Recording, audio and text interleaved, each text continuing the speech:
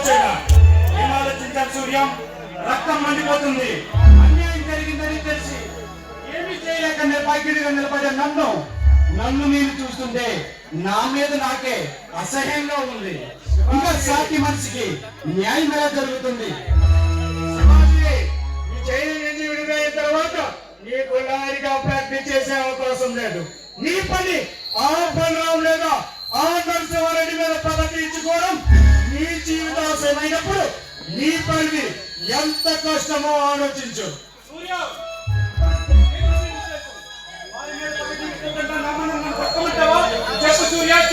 శివాజీ, ఇద్దరు వ్యక్తుల మీద పగ తీర్చుకోవడం నీ ఆశయం కాకూడదు.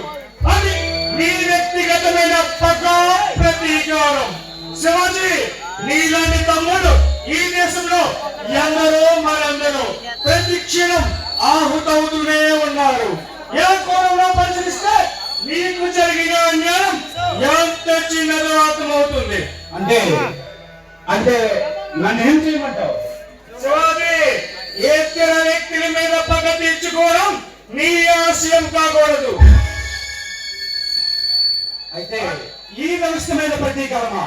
అది నా వల్ల అవుతుందా? శివాజీ, అది ఆశయం కాంప్లెక్స్. ఆశయ బలం ఉంటే అది నీకు వేరే బలం ఇస్తుంది.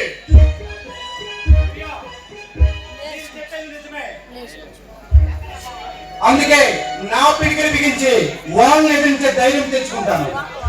నువ్వు పిడికిని దిగిస్తే 100 పిడికిలు నీకు తోడవుతాయి. నువ్వు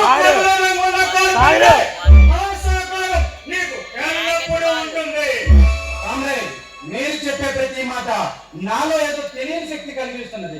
నాలో ఏదో తెలియని శక్తి మీ ద్వారా నన్ను నడిపిస్తున్నట్టు అన్నట్లుంది కామ్రేడ్. శివాజీ, ఈ ఆటవిక వ్యవస్థలో పూజపడిన న్యాయ శాస్త్రాన్ని చదివి ఆ శాస్త్రం ప్రకారం న్యాయాన్ని పంచిపెట్టిన న్యాయమూర్తిని నీవు. కామ్రేడ్, న్యాయమూర్తిని కావాలనుకుని ఈ వ్యవస్థ చేతలో దారుణంగా శిక్షించబడ్డాను. అందుకే శివాజీ, డబ్బుతో అన్యాయాన్ని కొనుక్కొని ఈ పెట్టుబడిదారి వ్యవస్థలో చీకటి గదిలో బంధించబడిన న్యాయశాస్త్రం సామాన్యుడికి ఏ మాత్రం అందుబాటులో లేదు. ఆలోచించు సూర్య. ఆలోచించాను, బాగా ఆలోచించాను. మీరు చెప్పిందే నాకు వేదం. ముళ్ళతోనే తీయాలని సామెతని గుర్తు చేసుకుంటాను. శివాజీ, ఈ ఆటవిక వ్యవస్థకి కావాల్సింది ఆటవిక న్యాయం. ఆ న్యాయమే వేదం కావాలి. ఆలోచించు, బాగా ఆలోచించు. అందుకే ఈ సమర రంగంలో శమర సంఘాన్ని పూజించి ఆ ఛత్రపతి శివాజీకి ఆదర్శ మార్గంలో నడవాలి.